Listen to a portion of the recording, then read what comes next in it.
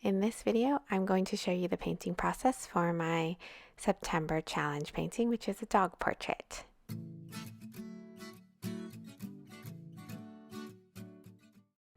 All right, so I'm painting this dog as part of the Paint With Me monthly challenge, and that's a free challenge that I host every month. And when I picked this dog portrait, I kind of knew in the back of my mind that not that many people would participate this month. And I don't know if it's because they're just more difficult, because I feel like they're more difficult. For me personally, I think painting any sort of figure, whether or not it's an animal or a human being, is automatically more intimidating and more difficult. And it doesn't have to be. Obviously, if you practice a lot, then it doesn't feel quite as hard after a while. Like anything, right? That goes for anything. But dogs are hard. Dogs are hard to paint. Fur is hard to paint.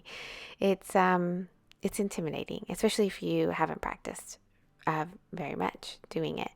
And the challenge painting, the reason why this month for September I picked a dog is really based upon what we're practicing together inside of the Paint With Me membership community. Now, that's different than the challenge. The challenge is free and open to anybody. So if you want to join next month, just find the link in the description box below and you can join us.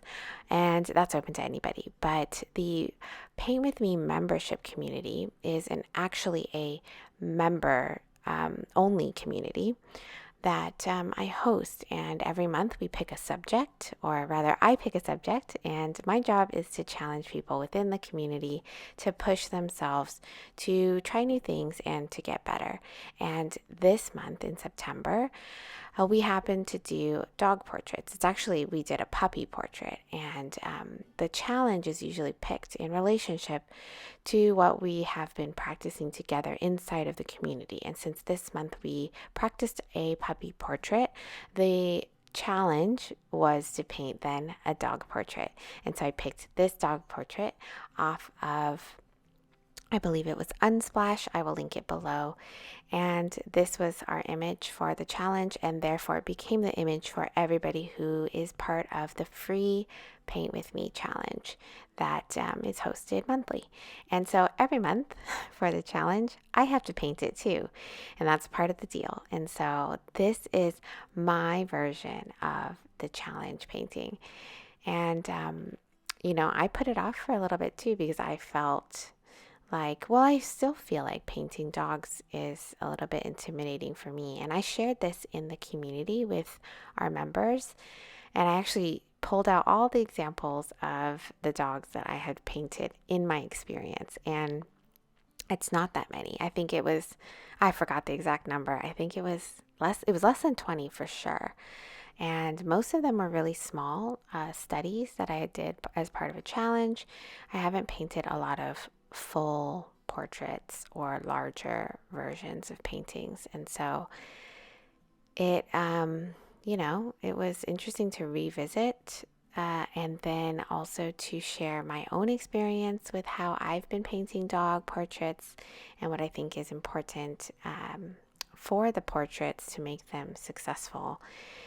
And, all of this is based on my experience, and transparently it's limited, right? And I'm not an expert at painting dogs, but I do have some experience and I do enjoy giving it a try, but it doesn't mean that it's not intimidating.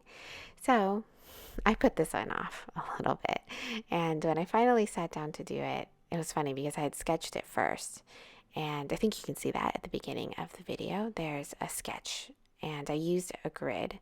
And this is how I teach how to approach it inside of the community for the lessons this month too. So painting portraits, I feel like, you can help yourself by at least giving yourself grid lines to lay over the reference photo in order to, have an idea of where you're going with the sketch. Because even sketching the figure can be hard, and it's hard to get the proportions right. And so I suggested doing that, and I did that myself. So I used a grid, did the sketch, got to the point where I felt like, oh, this is a pretty good sketch. And I'm sure that you've gotten to that point before too, where you spend quite some time sketching. I think the sketch took me 20 minutes, and I finished the sketch and I was like, oh, this sketch isn't so bad.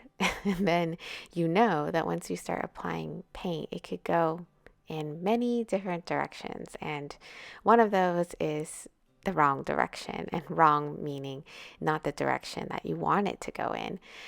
Not necessarily wrong, just not the one you expected. And then you might end up feeling like you have to start over. And that's definitely happened to me before. And I wasn't sure if that was going to happen to me with this dog. And so, especially with the way I was approaching it, because I tend to like to paint loose. And I mean, if you're new to my channel, then I like to paint loose and looser than I think, you know, I think on the scale of things, it's looser. But you can still see I get into some detailed areas, but I like to combine the two, loose and detail. So I knew that sometimes loose painting can get a little bit, not in my control, and I love it. There's that part of me that really loves the look of it, and that's why I pursue trying to get better at it. But what comes with that territory is not really always being sure about whether or not it's going to turn out the way I want it. So there's a little bit of anxiety at the beginning, but I did this in sections. And I think that helped. So I didn't wet the entire paper first, which, I think that tends to make things go a little bit crazier. Crazier is the word I'm going to use.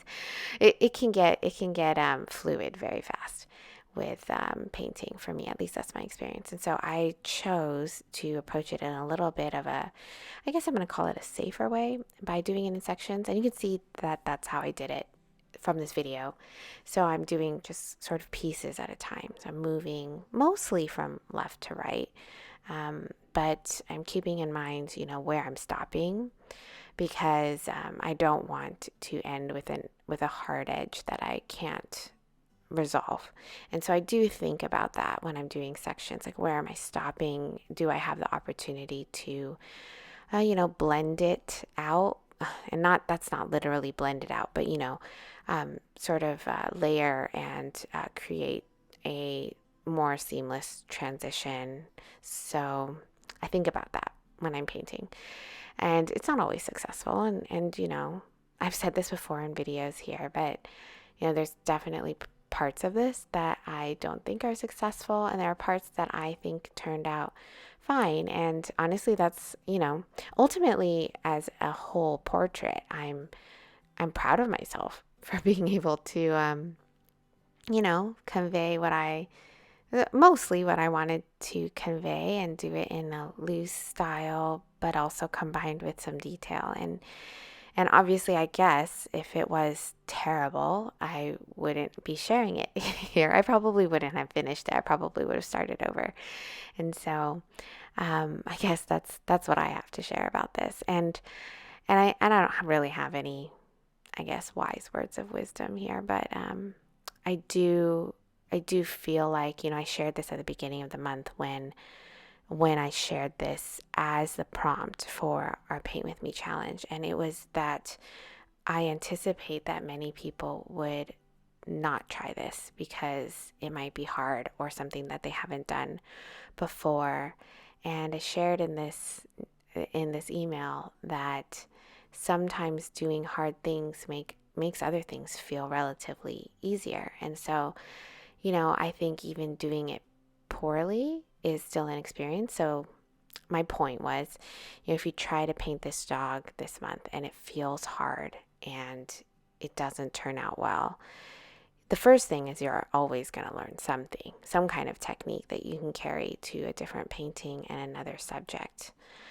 But the other thing about it is that if it feels hard, then you can look at something else that you enjoy painting, like landscapes or, um, still life objects, and they all of a sudden feel a little bit easier. And I think there's something beautiful about that. You do something difficult and then it makes something else feel relatively easier. It can change your experience, your future experience, when you encounter other subjects. And I think that's something great when it comes to trying new things, especially if they're hard, is that they help you, your perspective. They change your perspective, I guess, is what I'm trying to say, when you're trying to do other things. And so, um, it's hard. It's hard to make ourselves try new things and try things that you feel like are hard. Nobody wants to fail, right? If something is difficult and you know it's going to be difficult and you don't have a good feeling about how it's going to turn out, then, why would you knowingly walk into it? And knowingly walk into it meaning, you feel like you're going to walk into failure or walk into something that doesn't look good. Like, nobody really wants to paint something that doesn't look good and waste their paper and paints and time mostly, right? But I think if we approach it with this attitude of curiosity and,